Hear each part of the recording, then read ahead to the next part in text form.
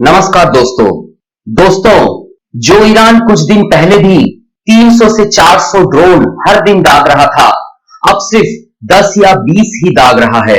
खबर सुनते ही आपको लगेगा कि ईरान कमजोर पड़ रहा है और उसके ड्रोन्स खत्म हो रहे हैं, क्योंकि बीते परसों ही इजरायल ने ईरान के top security officer Ali Larijani को मार गिराया है। और ईरान के इन 10-20 ड्रोन्स को देखकर अब तक डोनाल्ड ट्रंप और बेंजामिन नेतन्याहू भी यही सोच रहे होंगे। लेकिन दोस्तों, ये असल में कमजोरी नहीं, ये है ईरान का वो दिमाग जो सुपर कंप्यूटर जैसा काम कर रहा है, जिसने इस जंग का पूरा गणित ही बदल दिया है। टांगे कांप रही है अमेरिकी जनरलों की, क्योंकि अब ईरान ने वो हथियार इस्तेमाल किया है जो सबसे खतरनाक है, और वो है इकोनॉमिक वारफेयर। ये बात मैं नहीं कह रहा, बल्कि अमेरिका के सेंट्रल कमांड के आंकड़े खुद बता रहे हैं। कल यानी 18 मार्च को जारी ताजा अपडेट के मुताबिक 28 फरवरी से अब तक ईरान ने गल्फ एरिया में मौजूद अमेरिकी ठिकानों पर करीब 1800 ड्रोन और मिसाइलें दागी हैं। इनमें 298 बैलिस्टिक मिसाइलें, 15 क्रूज मिसाइल और 1606 ड्रोन शामिल थे। लेकिन पिछले 10 दिनों में यह संख्या घटकर रोजाना सिर्फ 10 से 20 ड्रोन्स रह गई हैं। तो क्या ईरान के डिपो खाली हो गए या उसकी फैक्ट्रियां बंद हो गई? नहीं, ऐसा बिल्कुल भी नहीं है। बल्कि ट्विस्ट यह है कि ईरान ने यह जंग अब एक नए तरीके से लड़ने की ठान ली है।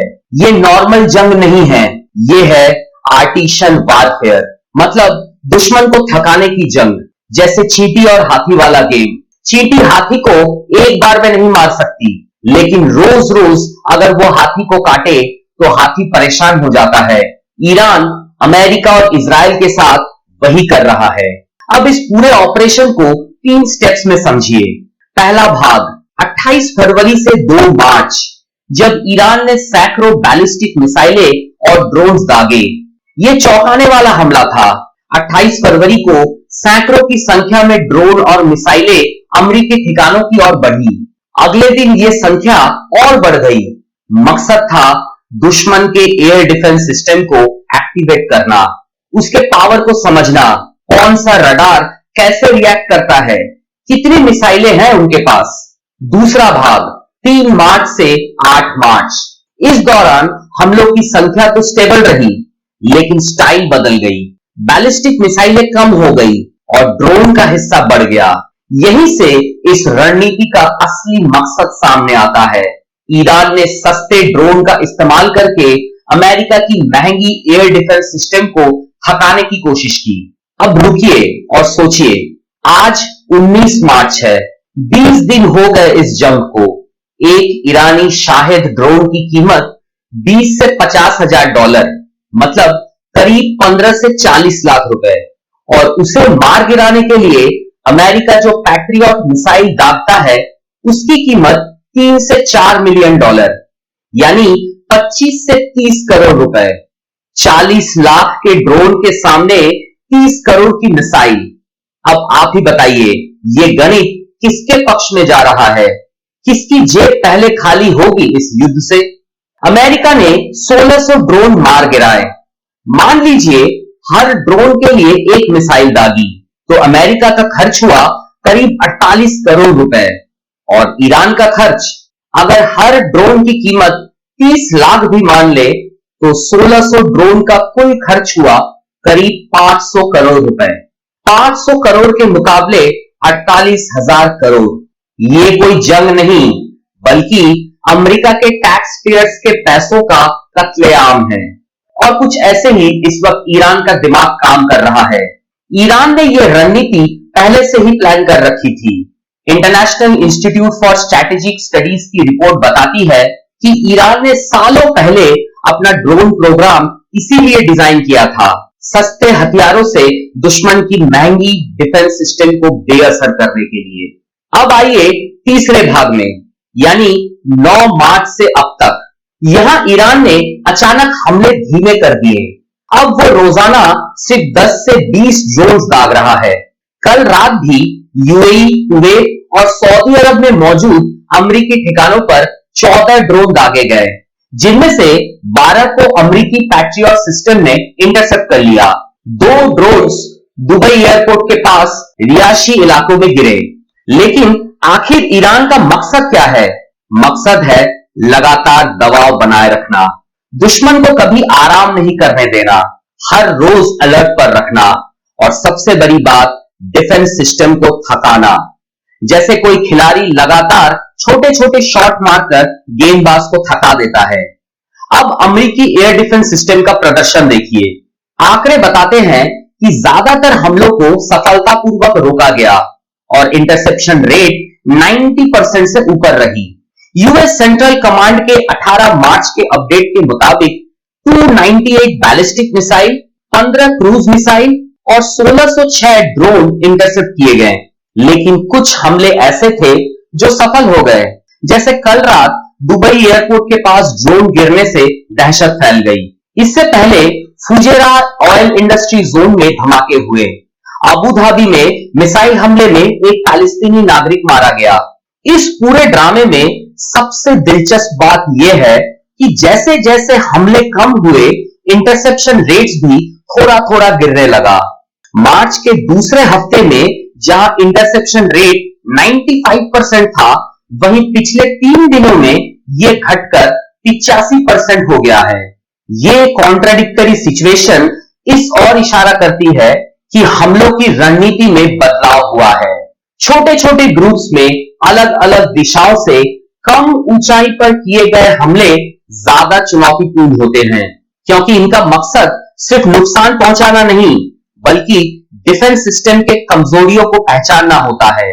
पेंटागन के प्रेस सचिव ने कल प्रेस कॉन्फ्रेंस में कहा, हम ईरान के हमलों को नाकाम कर रहे हैं, लेकिन ये जंग अभी लंबी चलने वाली है। यह बयान साफ बताता है कि अमेरिका भी इस नई रणनीति से परेशान है। एक तरफ तो वो दुनिया को दिखाना चाहता है कि उसके एयर डिफेंस अभेद्य हैं, दूसरी तरफ उसके खुद के ही ठिकानों पर रोजाना हमले हो रहे हैं। मतलब साफ है, अमेरिका पूरी दुनिया के सामने बहुत ज्यादा प्रेशर में है। इन हमलों का असर सिर्फ मिलिट्री फ्रंट तक लिमिटेड नहीं है, बल्कि पूरे गल्फ एरिया में एयरलाइन सिस्टम ठप हो गया है।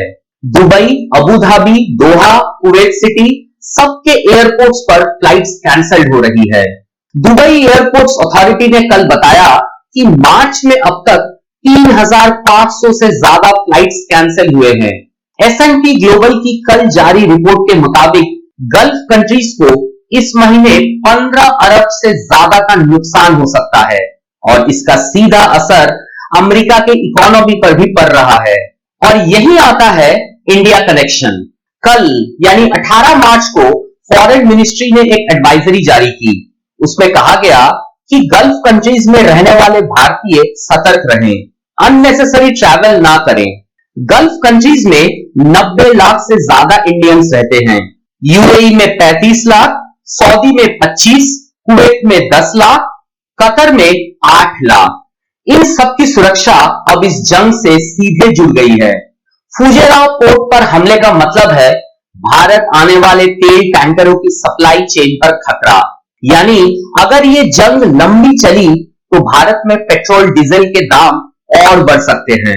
अब बात करते हैं ईरान ने इस पूरे जंग में दुनिया के सामने कौन सी सच्चाई ले आया। एक्सपर्ट्स के मुताबिक ईरान ने 3 चीजें हमें दिखाई है। पहला, उसने दिखाया कि वो गल्फ एरिया में मौजूद अमेरिकी ठिकानों तक पहुंच सकता है। दूसरा, वो अमेरिका को लगातार खर्च करने पर मजबूर कर सकता है। और तीसरा, वो दुनिया की सबसे एडवांस एयर डिफेंस सिस्टम की सीमाओं को समझ सकता है। लंदन स्कूल ऑफ इकोनॉमिक्स के फवाज गेरगेस कहते हैं, बड़ा सवाल यह है कि इस आमने सामने की जंग में कौन पहले झुकेगा, अमेरिका या ईरान। ईरान की रणनीति है तेल की कीमतें बढ़ाओ, वर्ल्ड इकोनॉमी पर दबाव डालो। अमेरिका के मिड टर्म इलेक्शन से पहले डोनाल्ड ट्रंप को मजबूर करो कि वो जंग खत्म करे। कल ब्रेंट क्रूड $105 के पार था और अमेरिका में पेट्रोल के दाम $5 प्रति गैलन के पार है, यानी 10 साल का रिकॉर्ड। और अमेरिका के लिए ये एक अहम सबक है। दुनिया की सबसे एडवांस और सबसे महंगी डिफेंस सिस्टम होने के बावजूद सस्ती और बड़ी संख्या में इस्तेमाल किए जाने वाले ड्रोन एक नई चुनौती बनकर उभरे हैं। अब युद्ध सिर्फ ताकत का नहीं, बल्कि रिसोर्सेस के कुशल उपयोग और दुश्मन को थकाने की क्षमता का खेल बनता जा रहा है। अमेरिका के पास भले ही 800 अरब डॉलर की डिफेंस बजट हो, लेकिन अगर हर 40 लाख के ड्रोन के बदले 30 करोड़ की मिसाइल खर्च करनी पड़े, तो वो बजट भी खत्म हो सकता है। सोचिए, दुनिया की सबसे ताकतवर सेना, जिसके पास F-35 nuclear aircraft carriers, stealth bombers हैं, आज वो 20-25 हजार डॉलर के ड्रोन से परेशान हैं। ये कोई साधारण बदलाव नहीं, ये युद्ध की परिभाषा बदलने वाला मूवमेंट है। अपने गलती से सीखना समझदारी नहीं, बल्कि बुद्धिमानी इसी में है कि दूसरों की गलती से सीखना, और यही भारत कर रहा है। हम चुपचाप देख रहे हैं कि कैसे सस्ते ड्रोन दुनिया की सबसे महंगी एयर डिफेंस को चुनौती दे रहे हैं, और सीख रहे हैं कि फ्यूचर में अगर जंग हो तो हम किन चीजों पर फोकस कर सकते हैं। Drone swarm technology, low cost attack weapons, counter drone system, यही फ्यूचर है। भारत इन सब पर काम कर रहा है। आने वाले दिनों में देखना होगा कि अमेरिका इसका जवाब कैसे देता है। कल रात पेंटागन ने गल्फ एरिया में 2 और पैट्रियट बैटरीज भेजने का ऐलान किया है, लेकिन सवाल यह है, क्या यह काफी होगा? क्या 40 लाख के ड्रोन 30 करोड़ की मिसाइल को हरा देंगे? और सबसे बड़ा सवाल, क्या ईरान की यह रणनीति उसे अमेरिका जैसे सुपर पावर के खिलाफ जीत दिलाएगी? तो दोस्तों, आज की इस वीडियो में यही तक। अगर वीडियो पसंद आया तो वीडियो को लाइक, और चैनल में पहली बार आए हैं तो चैनल को सब्सक्राइब जरूर कीजिएगा। वीडियो देखने के लिए धन्यवाद।